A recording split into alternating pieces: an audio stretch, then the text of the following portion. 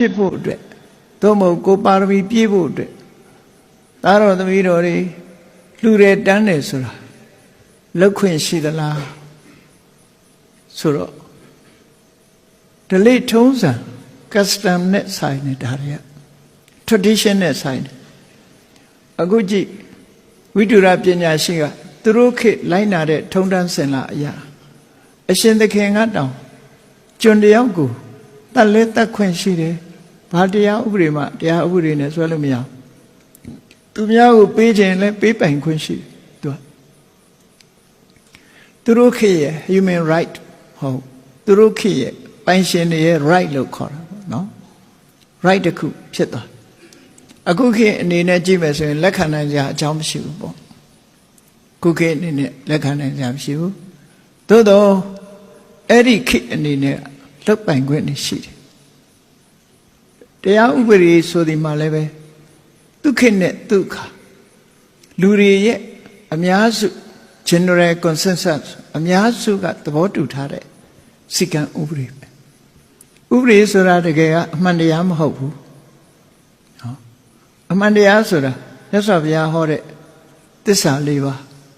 မဂ္ဂင်၈ပါးဘုရားဟောတဲ့တရားတွေဒါဘယ်အခါမှဆိုအမှန်တရားဖြစ်တယ်ဥပဒေဆိုတာလိုအပ်လို့ society အတွက်လိုအပ်လို့လုပ်ထားတာအမှန်တရားမဟုတ်ဘူးဒါကြောင့်ဥပဒေဆိုတာပြောင်းလဲနေတာပဲအချိန်နေနဲ့အချိန်အခါခက်အားလျော်စွာဥပဒေတွေဟာပြောင်းလဲကျင့်သုံးကြတာဖြစ်တယ် human made လို့ခေါ်ဘုရားဟောတဲ့တရားက natural law တကယ်တဘာဝတရားကိုဟောတာဖြစ်တယ်အဲ့ဒါကြောင့်ပြောင်းလဲစရာမရှိဘူးပြောင်းလဲလို့လည်းမရဘူးမှန်နေတဲ့ထာဝရ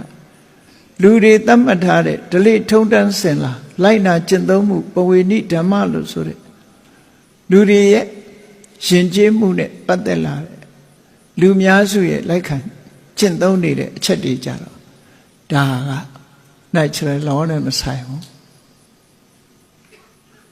ဓလေ့ထုံးတမ်းစင်လာတွေဆိုတာမြန်မာနိုင်ငံထဲမှာလည်းပဲတိုင်းရင်းသားလူမျိုးစုံမှာသူတို့ကိုယ်ပိုင်ဓလေ့ထုံးတမ်းစင်လာတွေရှိတယ်တုံနဲ့တူချင်မှတူတယ်မတူတာတွေများတယ်သို့တော့သူတို့ဓလေ့ထုံးတမ်းစင်လာလိုက်တာသူတို့ဥပဒေအရသူတို့လူမျိုးရဲ့ယုံကြည်ချက်အရမှားတယ်လို့သွားပြောလို့မရဘူးဓလေ့ထုံးတမ်းစင်လာအရမှန်တယ်လို့ပဲပြောရဓလေ့ထုံးတမ်းစင်လာကိုလိုက်နာဖို့ဆိုတာလူတွေမှာ right ဆိုတာလိုက်နာရမယ့်အခွင့်အရေးရှိတယ်ဆန့်ကျင်လို့ရှိရင်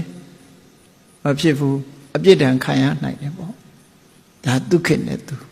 သူ့ရဲ့ယုံကြည်ချက်တွေနဲ့သူအဲ့တော့အခုလို့ဝိတုရပညာရှိကြီးတို့ခေတ်မှာဆိုလို့ရှိရင်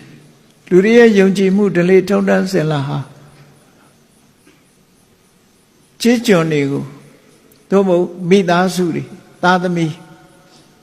ပေးပိုင်ခွင့်ရှိတယ်လုပ်ပိုင်ခွင့်ရှိတယ်ဒီလိုဆိုတဲ့သူဥပဒေအရအရေးယူလို့မရဘူးတရားဥပဒေလည်းမရှိဘူးအရေးယူလို့လည်းမရဘူး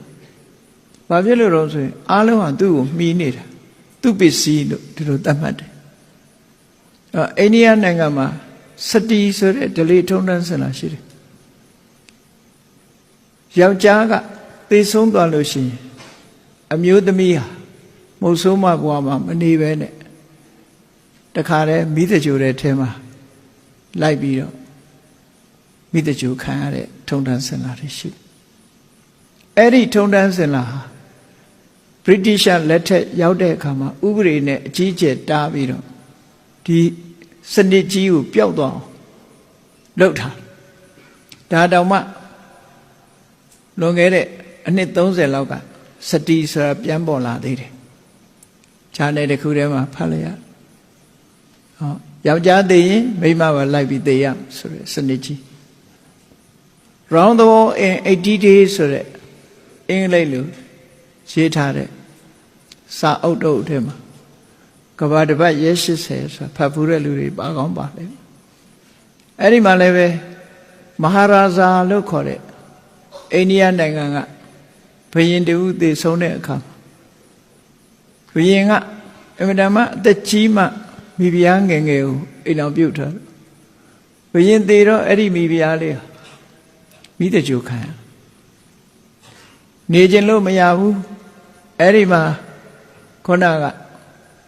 ကဘာတပတ်ရဲ80သွားတဲ့လူတွေနဲ့ကြုံလို့သူတို့ကကဲတင်သွားတယ်စွန့်စားပြီးကဲတင်သွားတယ်ဆိုတဲ့ဇာလံပေါ့အဲ့ဒီဇာလံလေးရှိတယ်အဲ့ဒါတွေကတကယ်ဖြစ်ပျက်ခဲ့တာသူတို့စီမှာအဲ့ဒီလိုလှုပ်လို့ဥပဒေရအရေးယူလို့ရလားမရဥပဒေမရှိဒလိထုံတန်းစင်လာအရာလိုက်တာဝိသန္တရာမင်းကြီးလက်ထက်ကသူသားသမီးတွေသူလှူတာဘယ်သူမှတရားဆွဲလို့မရဘူးနော်သူဇနီးသူလှူတာဘယ်သူမှတရားဆွဲလို့မရဘူးသူတို့ရဲ့ထုံတန်းစင်လာအရာမတရားဘူးလို့လည်းပြောလို့မရဘူးအလုံးကလည်းကျေနပ်တယ်သားသမီးတွေကလည်းဘယ်လိုခံယူထားတော့ငါတို့အဖေမှာ right ရှိတယ်နော်တို့ကိုလှူပိုင်ခွင့်ရှိတယ်လူချင်းလူတတ်ချင်တတ်သူ့မှာ right ရှိတယ်လို့ပဲယူဆတယ်အဲ့ဒီခေတ်က right ကတစ်မျိုးနော်ခုခေတ်ပြောနေတဲ့ human right ကတစ်မျိုးသူခေတ်နဲ့သူလို့သဘောပေါက်နားလည်ရမှာဖြစ်တယ်ပေါ့အဲ့ဒါကြောင့်မို့သူခေတ်နဲ့သူလှူပိုင်ခွင့်ရှိတာအမြတ်နိုးဆုံးပစ္စည်းဖြစ်တဲ့ကိုယ်ဇနီးကိုယ်သားသမီးတွေကိုလှူတယ်ဆိုတာအမွန်မြတ်ဆုံးစွန့်ញင်းကြီး၅ပါးထဲမှာပါတာကိုသူ့မှာ right ရှိတယ်လှူပိုင်ခွင့်ရှိတယ်လို့ဒီလိုဆိုလိုတယ်ပေါ့နော်အဲ့ဒါလိုပဲနားလည်ရမှာဖြစ်တယ်ပေါ့အခုခေတ်အမြင်နဲ့ရှေးတုန်းကဒလိထုံတန်းစင်လာကိုသွားမကြည့်လေနဲ့ရှေးတုန်းကဒလိထုံတန်းစင်လာရှေးတုန်းကဒလိထုံတန်းစင်လာလူတွေရဲ့ယုံကြည်အဲ့ဒီခေတ်မှာကိုလူဖြစ်ရင်လည်းဒါတွေလက်ခံမှာပဲလေနော်ကိုလူဖြစ်ရင်အဲ့ဒီအချိန်မှာလည်းဒါမျိုးလက်ခံမှာအဲ့တော့ခဏိမဖြစ်နိုင်တာနဲ့ရှေးကမဖြစ်နိုင်ပါဘူးလို့သွားဝေဖန်မယ်ဆိုလို့ရှိရင်သဘာဝမကြဘူးပေါ့တခါတော့ကဂျာမနီအမျိုးသမီးကြီးဂျာမန်အမျိုးသမီးကြီးတယောက်ကမြတ်စွာဘုရားပြည့်ညတ်ထားတဲ့ဘိက္ခုနီတွေနဲ့ပတ်သက်တဲ့တကယ်တင်းကျပ်တဲ့ဂရုဓမ္မလို့ဆိုတဲ့စိကံချက်၈ချက်မှာနံပါတ်1ကအမျိုးသမီးဘိက္ခုနီမတူဟာဝါတရားပင်ရပါစေအမျိုးသားယဟန်တော်ခဏိမှာယဟန်ခံမိမဲ့လို့အဲ့ဒီပုဂ္ဂိုလ် respect ပေးရမယ်ဂါရဝပြုရမယ်ဆိုတာမကျေနပ်ဘူးသူဒါမတရားတဲ့ဥပဒေပဲလို့မြတ်စွာဘုရားကအဲ့လိုပြောတယ်ဒါမတရားတဲ့ဥပဒေတဲ့အဲ့ဒါနဲ့ဘုန်းကြီးကသူ့ကိုပြောပြတာအေးဥပဒေဆိုတာ concept ပဲအယူဆတစ်ခု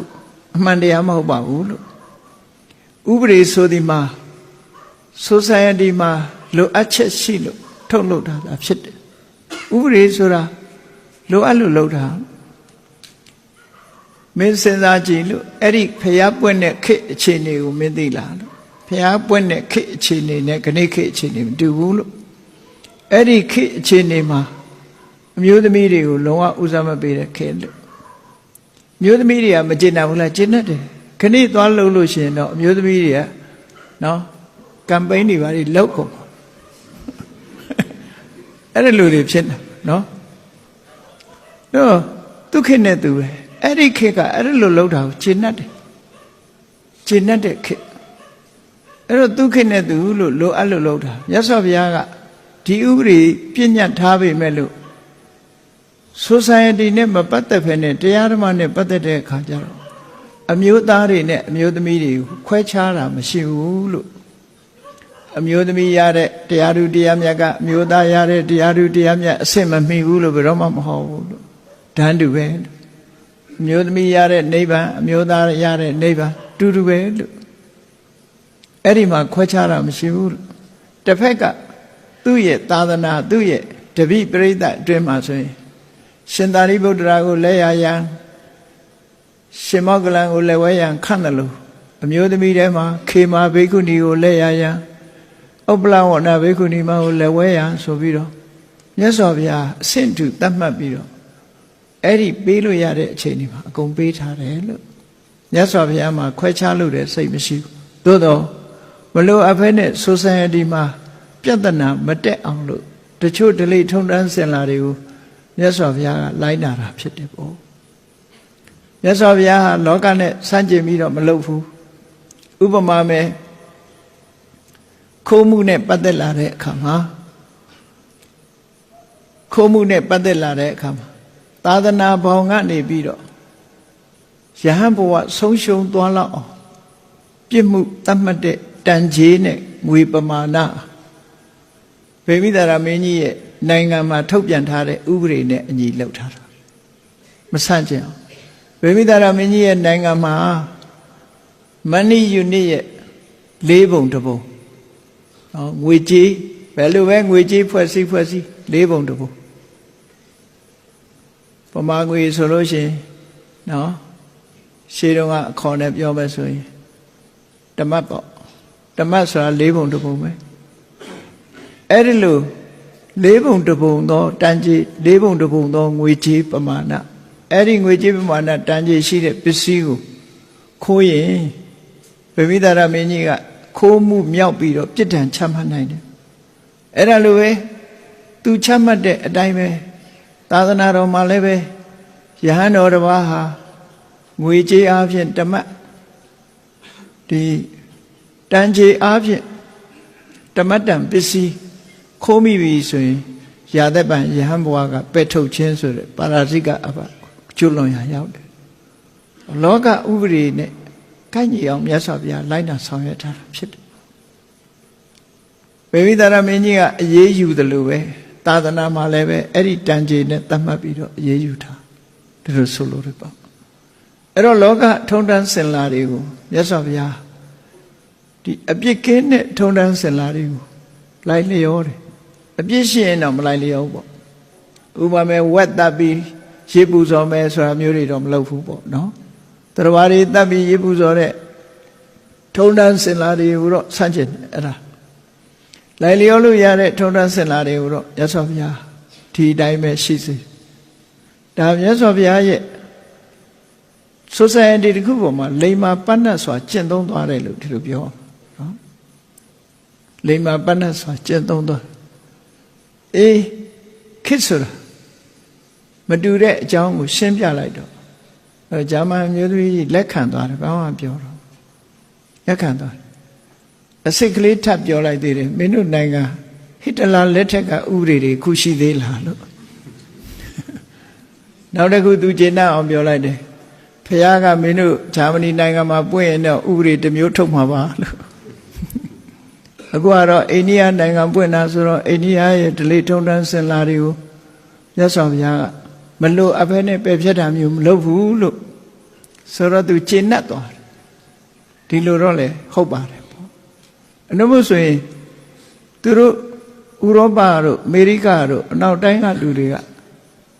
လွတ်လပ်မှုလေ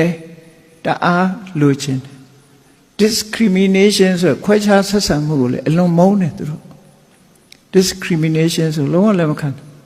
အဲ့ဒါကိုသူကခွဲခြားဆက်ဆံတယ်ဆိုတဲ့ရှုထောင့်ကကြည့်ပြီးတော့ဖះကိုတော့မကျေနပ်တဲ့အကြောင်းပြောပြတာနော်မကျေနပ်ဘူးတဲ့ဒီဥရိအေးအခုလဲဝိတုရပညာရှိကြီးကပြောတယ်အရှင်မင်းကြီးအနေနဲ့အရှင်သခင်ဖြစ်သည့်အတွက်ကြောင့်အယိရောဓာတတစနေနဣတရောဘိမင်းများတဲ့အရှင်သခင်ဟာသူ့ရဲ့ကျုံကိုဂါတေတုံဇာပေတုံအထောပိဟန်တုံရိုက်နိုင်တယ်နော်မိရှို့နိုင်တယ်သို့မဟုတ်တပ်ပြစ်နိုင်တယ်အဲ့ဒါတွေအခွင့်အရေးရှိပါတယ်တဲ့နာသမရှံကောဋ္ဌတိဝဇာမိဇာဟံဒီလိုလုံးပိုင်ခွင့်ရှိတာလုံးသည့်အတွက်ကြောင့်ပုံနကဆိုတဲ့ကိစ္ဆာနလူလင်အပေါ်မှာလုံးဝသူစိတ်မဆိုးပါဘူးတဲ့သူဟာတရားနိလန်းတိုင်းလောက်သွားတာပါတရားနိလန်းတိုင်းလို့သူ့ပေါ်မှာလုံးဝစိတ်မဆိုးသူနဲ့ပဲလိုက်သွားပါမယ်သူ့ကိုဒုက္ခမပေးပါနဲ့လို့ဆိုလိုတယ်နော်